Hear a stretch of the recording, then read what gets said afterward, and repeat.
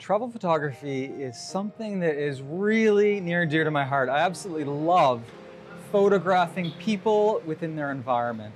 So whenever you have a situation where you see a really cool background, something that's very different from the places that you're used to, just wait for someone to walk into your frame. Get ready for the shot, get your exposure correct, use a tripod if necessary, and wait for that person. Yes, it's difficult when you're on a package tour. I understand that because there's people moving you along. However, if you can break away just for a few minutes, sometimes it works, sometimes it doesn't. You just have to try and wait.